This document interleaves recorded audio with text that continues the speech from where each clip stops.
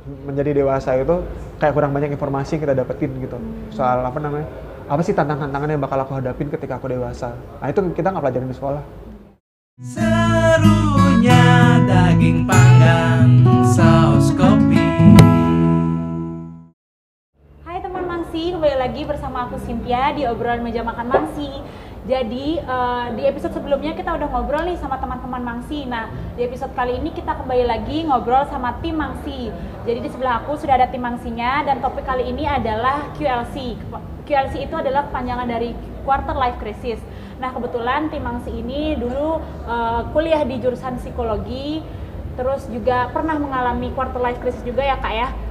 Dan sudah terbilang berhasil lah melaluinya ya. Kita langsung aja sapa Kak Abdi. Hai Kak Abdi. Halo Cynthia. Kabar hari ini sehat ya Kak? Baru sembuh dari sakit sih sebenarnya. Oke, tapi sudah mendingan ya Kak ya. Oke Kak, supaya mempersingkat waktu, sekarang Kak Abdi nih yang kenalan sama teman-teman Mangsi supaya teman-teman Mangsi ini tahu sih siapa Kak Abdi ini sebenarnya. Oke, halo semuanya. Nama saya Abdi. Biasanya kalau nulis di bio di akun-akun sosmed gitu Abdi Wirajaya. Baru kembali lagi per bulan Juni 2000 tahun ini. Gitu. Jadi udah lama banget ngerantau, udah lama banget nggak di Bali. Oke Kak, kita langsung aja nih Kak masuk ke pembahasan. Aku pengen tahu Kak, kalau dari segi psikologi, quarter life crisis itu definisinya apa sih Kak? Atau enggak dari pandangannya Kak Abdi deh, quarter life crisis itu apa? Oke, jadi waktu diajakin buat kesini, terus saya coba cari tahu gitu kan soal topiknya ya. Sebenarnya tidak ada definisi yang definitif untuk yang quarter life crisis itu seperti apa gitu. Tapi kalau dari beberapa yang saya baca kayak gitu, itu fase di umur 20-an sampai 30-an awal gitu, dimana seseorang kayak ngalamin namanya di persimpangan jalan kayak gitu. Aku ini harusnya ngapain sih? Kenapa sih kok aku di sini kayak gitu? Itu sih. Jadi kalau definisinya mungkin kalau dari saya sih seperti itu ya. Kak Abdi sendiri pernah ngalamin quarter life crisis kan pastinya Kak, boleh nggak cerita sedikit pengalamannya gimana Kak? Oke, kalau bisa dibilang sebenarnya quarter life crisis itu lebih ke fase deh sebenarnya. Jadi hampir semua orang mungkin bakal ngalamin itu. Waktunya beda-beda. Kayak tadi kan untuk penjelasannya aja dia dari 20-an sampai 30-an awal. Nah, bahkan ada yang bilang sebenarnya dari umur 18-an gitu juga udah bisa. Jadi ketika orang tuh baru lulus sekolah gitu ya, mulai kuliah itu yang mulai orang tuh jadi mikir aku kemana ya? Aku kadang kan orang gitu ya. Jadi kayak bingung mau nyari kuliah kemana segala macamnya kayak gitu. Bisa yang kebimbangan itu juga masuk quarter life crisis berarti ya Kak ya? Yeah, Kak Abdi sebelumnya ngalamin yang apa nih Kak? Maksudnya mungkin galau gara-gara kuliah atau gara-gara mau kerja atau apa Kak? Macam-macam sih ya. Jadi kalau bagi saya pribadi sebenarnya ya, kalau untuk terminologi ini, untuk istilah ini tuh bukan suatu hal yang baru gitu ya. Udah pernah dengar sebelumnya. Cuma kalau saya percaya yang namanya krisis itu nggak harus nunggu quarter life dulu gitu loh. Jadi krisis tuh bisa datang kapan aja gitu. Kalau balik lagi ke pertanyaannya Cynthia, baru-baru ini saya juga sempet gitu ngalamin. Jadi waktu itu saya lagi daftar kerja. Kebetulan sekarang kan masih nyelesain S2 juga gitu ya. Nah, pas lagi nyelesain S2 sama lagi daftar kerja itu agak kecewa juga sih sebenarnya. Soalnya pas udah tinggal lagi satu tahapan aja, udah keterima gitu, ternyata enggak. Terus kayaknya kok mau bingung melanjutin kuliah nggak ya kayak gitu. Mau diselesain nggak ya? Nanggung sih memang, cuma akhirnya nemuin kepercayaan diri lagi. Kayaknya aku yakin sama apa yang aku jalanin sekarang kayak gitu. Berapa lama tuh Kak? Quarter life crisis yang Kak Abdi alami itu berapa lama itu Kak? Hitungannya berapa lama berarti ya? Kalau bisa dibilang mungkin ya nggak sampai setahun lah ya. Itu termasuk cepat atau lama nggak sih Kak menurut Kakak? Oke, jadi kalau misalnya dibilang berapa lama, ya itu kan perkiraan ya tadi saya bilang setahun itu. Jadi setiap orang yang beda-beda kemampuan buat resolve problemnya itu, permasalahan hidupnya mereka gitu. Kalau saya setahun itu ya banyak sih ya yang banyak yang istilahnya dipikirin kayak gitu sampai akhirnya resolve, sampai akhirnya dapat istilahnya tuh jawaban untuk ya kalau misalnya dibilang QLC itu tadi. Apa sih yang ngebuat Kak Abdi ini bangkit Kak gitu? Ada nggak value dirinya Kakak yang value diri atau value yang kayak emang Kakak pegang teguh buat bangkit dari QLC ini? Kalau value atau mungkin kayak tips kali ya mungkin ya. Jadi kalau dari saya sih yang pertama tuh yang bisa nggak ada orang yang bisa ngebantu nyelesain masalah hidupmu gitu, kecuali dirimu sendiri. Jadi ketika orang lain pun mau ngebantu gitu istilahnya, tapi kalau misalnya dari diri kita sendiri itu nggak mau dibantu kan sama aja gitu. Jadi kuncinya pertama itu harus tahu apa namanya, harus kenalin diri sendiri dulu gitu. Jadi kalau dari saya sih awalnya apa namanya, dibantunya sama temen gitu. Terus ada keinginan juga untuk istilahnya tuh untuk lepas gitu ya dari masa galau-galaunya ini kayak gitu. Akhirnya ketemu satu orang, habis itu ketemu juga sama teman-teman yang lain kayak gitu. Di situ akhirnya nemu jawaban bahwa apa namanya, ada 3 hal mungkin ya yang bisa perlu kamu cari jawabannya ketika ngalamin fase kayak gini. Pertama, apa sih yang kamu suka sebenarnya gitu. Terus yang kedua, kamu tuh apa namanya, punya keahlian yang bagus di bidang apa kayak gitu. Yang keempat, yang ketiga maksudnya, sorry lompat. Jadi kalau misalnya yang ketiga itu ya, terus dari situ tuh kamu mau ngapain kayak gitu. Jadi kalau misalnya ketiga hal itu udah jalan, apa namanya, saya yakin apa namanya itu bisa diatasin.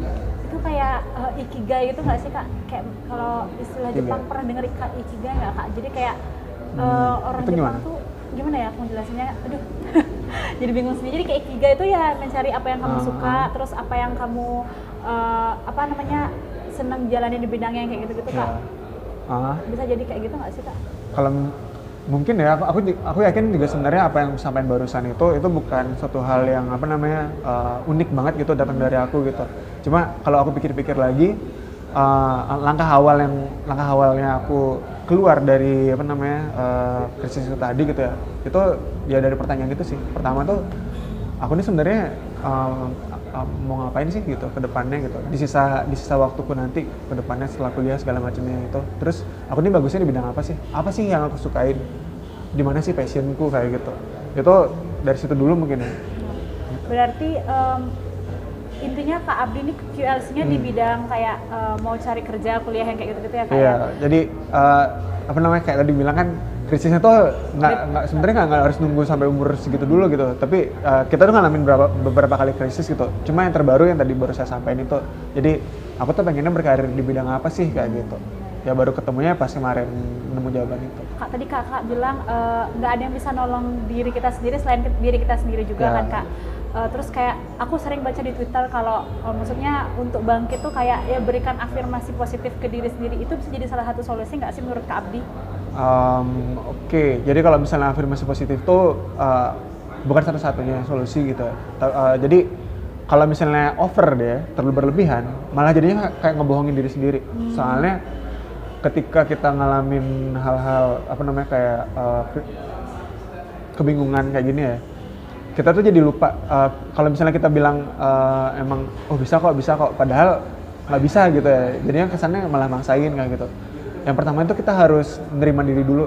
Kalau misalnya emang kita lemah di satu bidang, di satu apa namanya aspek kayak gitu, oh iya aku ternyata kurangnya di bagian ini. Nah, kalau misalnya kita bilangnya aku bisa kok gitu, capek jadinya gitu dan malah jadinya stres. Tapi kalau misalnya kita ngakuin, oh ya ternyata aku lemah ya di bidang ini ya, aku harus perbaikin nih, gimana caranya ya kayak gitu. Jadi kalau misalnya cuma afirmasi positif doang, maybe it works out for some people but not everyone like that kayak gitu ya aku bilangnya. Jadi ya yang pasti sih harus kenalin diri sendiri dulu kayak gitu. Jadi kuncinya kenalin diri sendiri, baru bisa mungkin memberikan afirmasi positif ke diri sendiri kalau udah paham diri sendiri kayak gimana ya Kak ya? Kayak gitu nggak sih Kak? Atau gimana? Ya mungkin ya nggak, kalau ya tadi aku bilang afirmasi positif tuh nggak buat semua orang, tapi yang pasti gitu tuh harus kenalin diri sendiri dulu, harus ngakuin bahwa aku tuh bagus di bagian ini, aku lemah di bidang apa kayak gitu. Kak, kalau secara umum ciri-ciri orang mengalami QLC itu gimana sih Kak? Yang pasti sih jadi kayak fasenya itu ketika kamu di fase itu tuh pas kapan sih gitu? Itu ketika kamu ngerasa, aku nih sebenarnya mau ngapain sih ya di bidang ini gitu. Kok aku kayaknya nggak cocok ya dengan apa yang aku pelajarin di perkuliahan kayak gitu. Jadi kalau misalnya cerita bukan pengalaman pribadi gitu ya, ada kok beberapa teman-teman tuh yang awalnya dia wah aku pengen jadi arsitek gitu, pengen doang kayak gitu. Nah terus ketika dia kuliah arsitek, ternyata bukan di situ passionnya dia, bukan di situ dia bagusnya kayak gitu. Akhirnya dia jadi fotografer gitu. Nah ketika dia di persimpangan itu, akhirnya dia memutuskan untuk berhenti buat kuliah arsiteknya, ada yang kayak gitu. Terus ada juga temennya yang istilahnya udah well established gitu, dia jadi kayak instruktur well-being gitu, kayak yoga-yogaan gitu. Tapi ternyata bukan di situ passionnya dia. Ternyata passionnya dia tuh di di belakang kamera. Sekarang jadi videographer. Dan banyak lagi cerita teman-temanku yang lainnya yang teman-teman sebaya lah ya. Jadi akhirnya nemu passionnya dia, nemu apa yang pengen dia jalanin itu baru agak belakangan gitu. Ya kalau misalnya kalian ngerasa, wah aku selama ini baik-baik aja kayak gitu, that's good for you. Tapi kalau misalnya pun di suatu saat ke depannya kamu ngerasa, kok aku kayaknya bosen di sini, kok aku bingung, kok aku pengen pindah ya segala macam itu, ya mungkin bisa ngelakuin hal itu tadi, balik lagi mengenali diri sendiri dulu, terus bikin action plan buat kedepannya buat kehidupanmu kayak gitu. Terus kalau penyebabnya itu bisa jadi dibilang penyebab juga nggak sih Kak yang Kakak jelasin tadi tuh, penyebab secara umum QLC ini? QLC itu penyebabnya ya sebenarnya QLC itu bukan suatu kayak penyakit atau sesuatu hal yang diderita, itu enggak. Jadi sebuah fase gitu ya. Jadi kapan itu beda-beda buat setiap orang. Kalau misalnya disebabinnya ya mungkin dari karena kalau aku bilang kita tuh di Indonesia gitu ya, kalau aku bilangnya itu kita kurang well informed sama kurang dapat informasi yang banyak gitu ya, soal apa sih yang bisa kita lakuin ke depannya gitu. Jadi mungkin kalau untuk orang-orang tua zaman sekarang kayak gitu agak lebih terbuka gitu ya pilihan karir dan profesinya. Kalau orang-orang zaman dulu gitu yang sebaya sama orang tua aku segala macamnya mikirnya ya, oh kalau kuliah harus dokter, harus jadi pegawai pemerintahan, harus masuk BUMN atau ini atau segala macamnya gitu. Kayaknya nggak banyak deh yang ngedorong anaknya buat jadi pengusaha atau istilahnya buat untuk kamu di bidang IT deh gitu. Kan sekarang yang lagi booming di IT gitu misalnya, atau di desain grafis atau di bidang seni segala macamnya kayak gitu. Jadi aku pikir salah satu penyebabnya juga kayaknya kita dulu ketika kita menjadi dewasa itu kayak kurang banyak informasi yang kita dapetin gitu soal apa sih tantangan-tantangan yang bakal aku hadapin ketika aku dewasa. Nah itu kita nggak pelajarin di sekolah kayak gitu. Kalau dampaknya ke psikologi, secara psikologi itu apa Kak kalau QLC? Dampaknya pasti ya kalau misalnya pas lagi di fase awal gitu belum nemuin jawaban gitu pasti kayaknya jadi cemas gitu pasti ya. Terus habis itu jadi kayak nutup diri. Mungkin kalau misalnya sampai parah banget. Jadi kalau misalnya di psikologi itu kalau misalnya kita stres tuh suatu hal yang wajar gitu ya. Bukan suatu hal yang istilahnya tabu, jelek itu enggak. Jadi stres tuh wajar banget. Nah, gimana kita ngelolanya ini? Jadi ada namanya coping mekanisme kita menyikapi stres ini gitu. Nah, terus kalau misalnya dibilang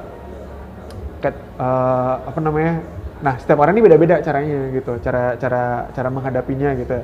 Terus kalau dibilang bakal ngaruh ke psikis segala macamnya, nah dampaknya ke orang itu beda-beda. Kalau di fase-fase awal, kalau misalnya dia nggak punya coping mekanisme yang bagus, ya bisa aja dia jadi stres, bisa jadi abis itu akhirnya sampai jadi depresi kayak gitu, bisa jadi. Terus kalau misalnya ternyata dia punya coping mekanisme yang bagus, apalagi didukung sama circle-nya dia yang bagus gitu, yang jadi dia dapat social support, entah itu dari keluarga, entah dari itu pasangannya, kekasihnya gitu ya, atau dari teman-temannya kayak gitu misalnya, dari teman kerja segala macamnya. Ya, mungkin dia nggak perlu berlama-lama di fase yang awal ini, dia udah mulai bisa bangkit kayak gitu.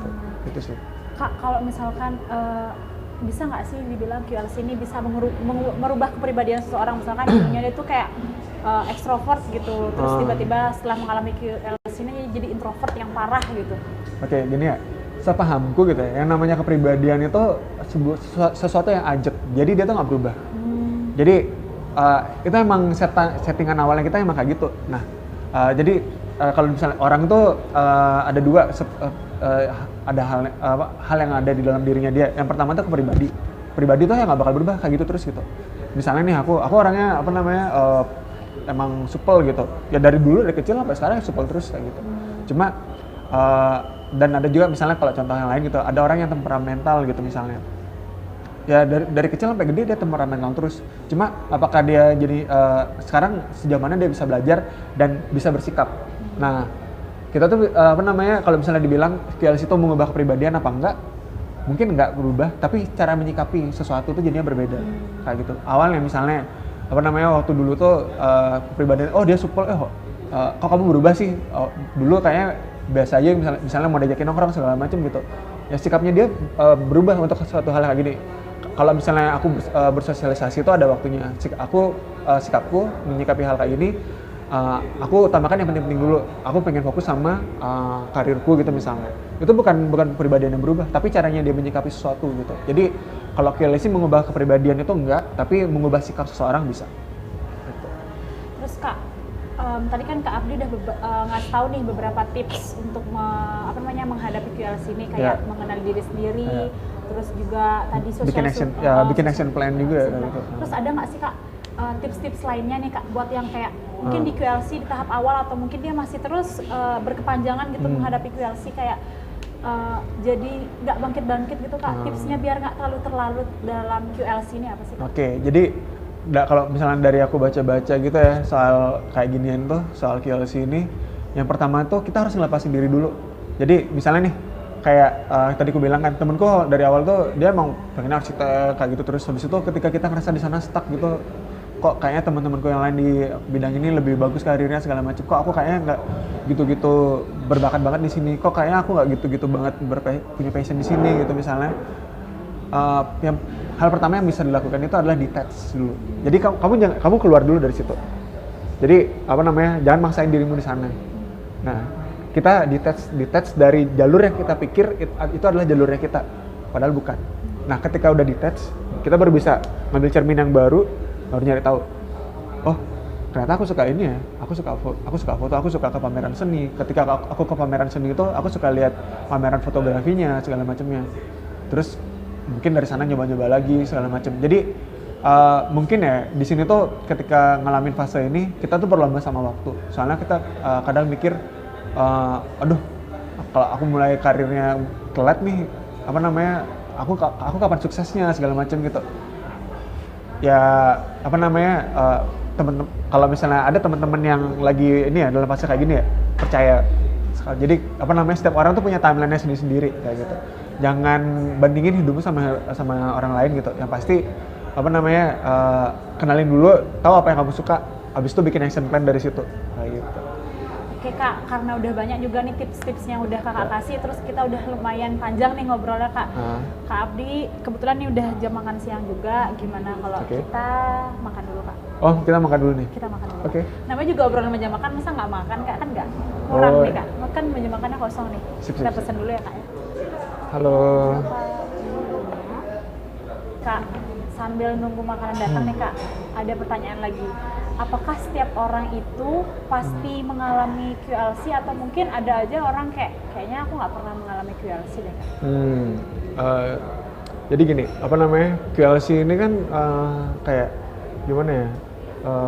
Aku bilang tadi itu fase gitu. Jadi aku yakin setiap orang tuh pasti ngalamin. Cuma apakah dia nyadarin, oh aku kayaknya quarter life crisis nih? Nah itu beda. Jadi ketika orang ini sadar nggak dia lagi di fase itu atau enggak, kayak gitu.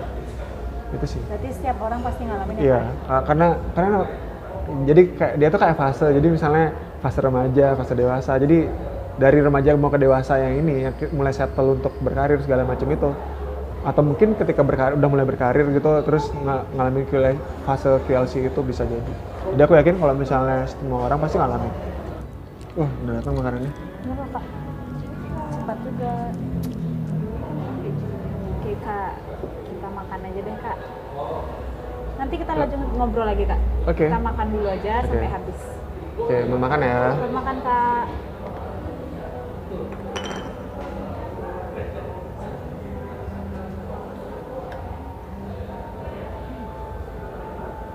Kayak teman-teman Mangsi kalau cuma ngeliatin aja nggak enak banget ya Kak, harusnya datang ke Mangsi juga ya Kak ya. Ya kalau misalnya emang pada mau main kesini gitu ya, kalau menu favorit gue emang ini sih ya, apa namanya, spicy fried rice-nya.